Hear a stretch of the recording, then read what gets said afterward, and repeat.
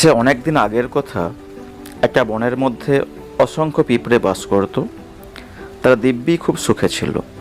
প্রতিদিন তারা কাজকর্ম করতো এবং ফিরে আসতো। রাজবার সময় তারা সবাই প্রত্যেকে গান গাইতো। নিজের মনের আনন্দে প্রত্যেকে সুখে ছিল।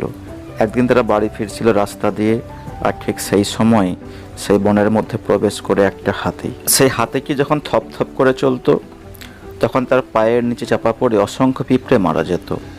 একদিন একটা পিঁপড়ে সত্যিই মারা যায়। আর তখন, বন্ধু পিঁপড়ে, তোমার এই হাল কে করেছে? তুমি আমাকে বলো এক্ষুনি।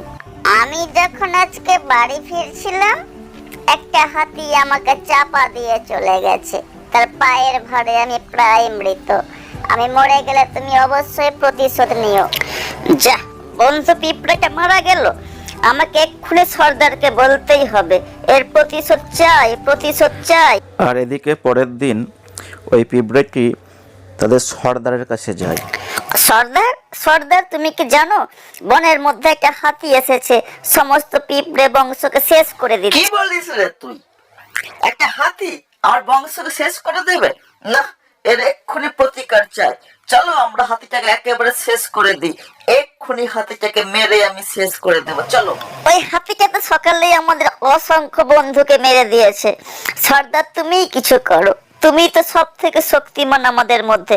কালকে যখন আসবে ওটাকে একদম মেরে দিও। হ্যাঁ, তুই ঠিকই বলেছিস। কাল যখন আসবে এই হাতিটা, তার পিঠের উপর আমি চেপে যাব। আমি প্রথমে গাছের উপরে লুকিয়ে থাকবো, যেই আসবে তার পিঠের উপর চেপে মেরে দেব। ও, এত বড় হাতি, এই আমাদের ক্ষতি করছে সবাইকে। কোনো ব্যাপারই না, কাছে একবার আসতে দে। আসুক একবার কাছে, পিঠের উপর চেপে এমন চাপকান কামড়াবো না, ও দেখবে বন ছেড়ে পালিয়ে যাবে। আয় আয়, ওটা একবার আয়। এই তোর পিঠে চাপলাম, দেখ মজা। এরপর পিঁপড়ে হাতিকে প্রচুর কামড়াতে থাকে। হাতি বিরক্ত বোধ হয়ে একটু নদীর দিকে এগিয়ে যায় স্নান করবে বলে। আর এদিকে সেই পিঁপড়েটি অন্যান্য পিঁপড়েদেরকে বলে, বন্ধুরা, তোমরা কি জানো আজকে আমাদের সর্দার হাতিটাকে এমন কামড়ালো না, হাতিটা দৌড়াতে শুরু করলো। চলো একটু ওদিকে যাই, দেখবে চলো। আমি তোদের সর্দার বলছি রে, আমাকে বাঁচা, এক্ষুনি আমাকে বাঁচা। এই হাতিটা আমাকে এক্ষুনি মেরে দিবে, তোরা কেউ বাঁচা। আরে কে কোথায় আছিস, আমাকে বাঁচা।